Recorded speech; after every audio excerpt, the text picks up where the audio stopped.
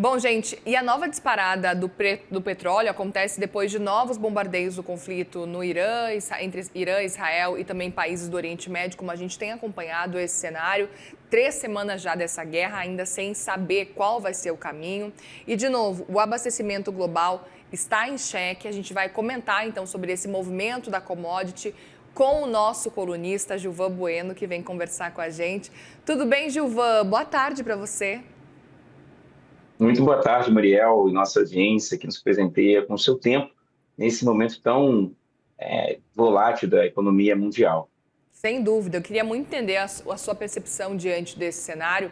Tem gente já cravando que é para se acostumar com o petróleo em US$ 150 o barril. Como é que você enxerga esse caminho?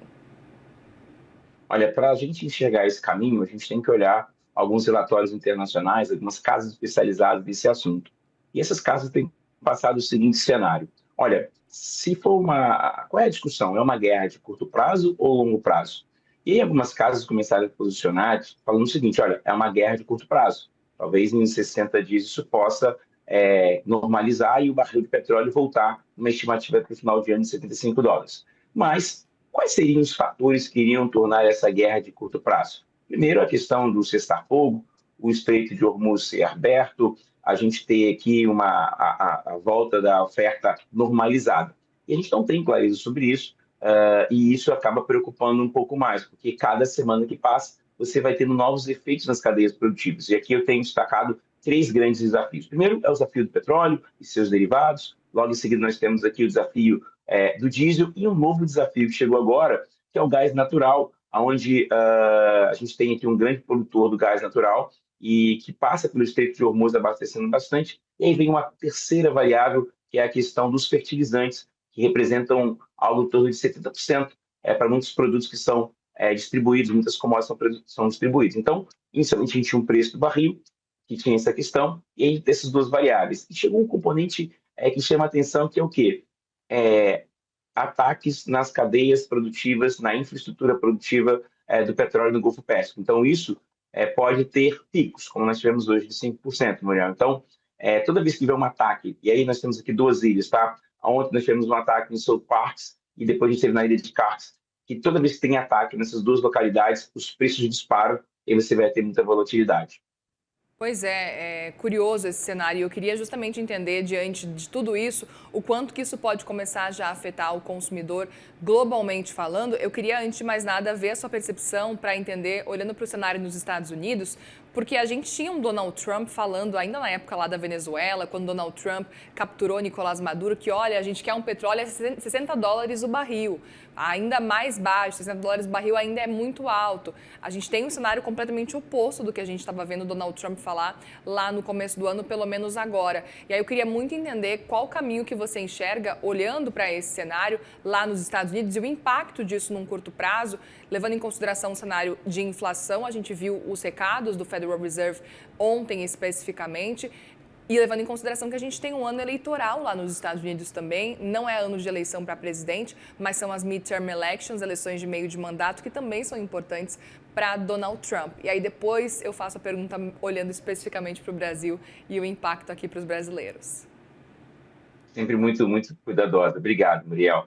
Muriel, essa sua pergunta é importante, a gente vai ter que olhar, eu sempre falo, trazer um elemento técnico nessa discussão, que foi a decisão do FED ontem, Jeremy Powell se despedindo, preparando para o dia 15 de maio de 2026, onde ele encerra seu mandato. Os últimos 6 meses bastante turbulentos para ele, e ele manteve a taxa de juros inalterada, olhando muito para um componente de geração de inflação por energia. Eu tenho falado que o CPI dos Estados Unidos, que é o principal índice de inflação dos Estados Unidos, representa 7%, de 6 a 7% dentro do CPI americano, mas que ele tem um efeito cascata, olhando para quatro variáveis como fretes, logística, fatores energéticos e também a questão que influencia as famílias, por exemplo, no inferno, que é uma energia mais cara. Nesse sentido aqui, nesses quatro componentes, o Jeremy Powell foi uma fala muito, olha, a gente vai manter a taxa de juros nesse patamar, porque a gente pode ter um risco inflacionário. A gente tem que fazer aqui um pouco de value at risk, né, que é aquela matriz de risco olhando o VAR, né, o value at risk olhando esse horizonte do tempo e como foram as soluções em momentos que nós tivemos disparadas do preço do petróleo. A gente tem que olhar para 2022, onde eu tenho falado que o Jeremy Powell ele errou um pouco a taxa de juros, não eu, mas os principais relatórios. Aí começou um pouco uma percepção que ele demorou para subir a taxa de juros. Em 2022, a gente teve um choque na oferta com o conflito Rússia e Ucrânia. Esse conflito trouxe uma instabilidade dos preços e você teve uma inflação. Isso é importante, mas o grande desafio foi nos anos 70, quando nós tivemos ali a guerra no Oriente Médio, essa desconstrução das sete irmãs petrolíferas americanas e a construção do OPEP, onde o Paul Volcker teve que subir a taxa de juros porque a gente teve uma crise do petróleo.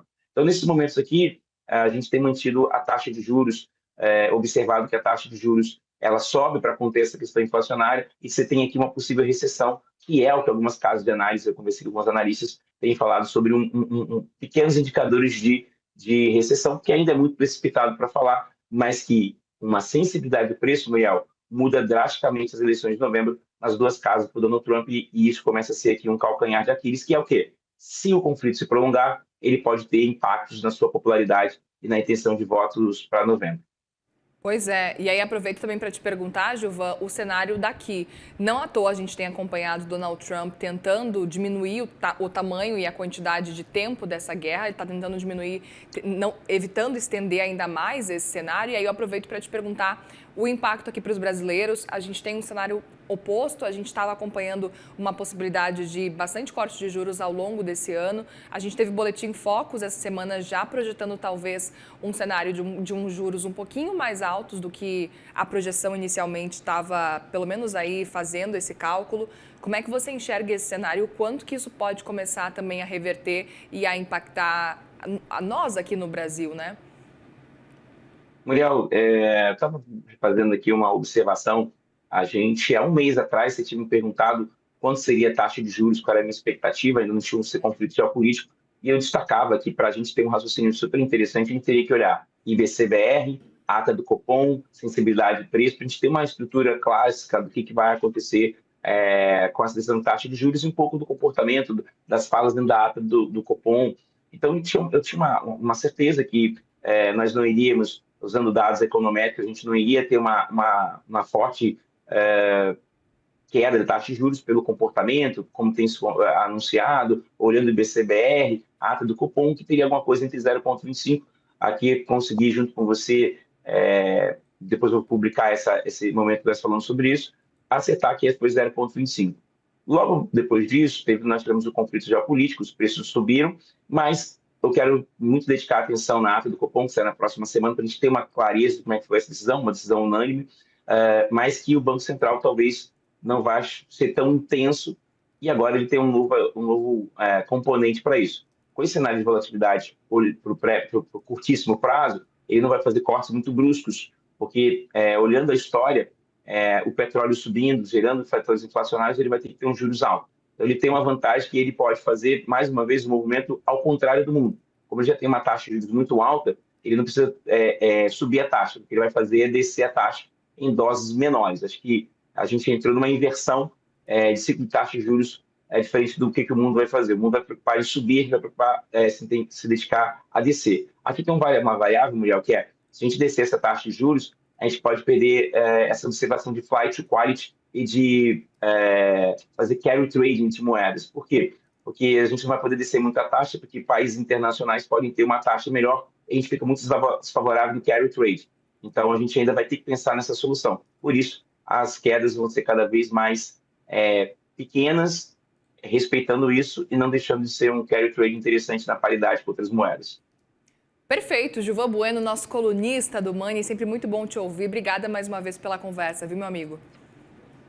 Eu te agradeço, queria te dizer que Porto Alegre é lindo, fui lá visitar, te mandei mensagem, já estou de volta, mas volto em breve, sua cidade é linda. É isso aí, Gilvan Bueno vai conhecendo aos pouquinhos cada cantinho do Brasil. Dessa vez, nessa semana, foi a vez de conhecer um pouquinho da minha cidade lá em Porto Alegre. Obrigada, Gilvan, boa tarde para você. Para você também, tchau, tchau. Tchau.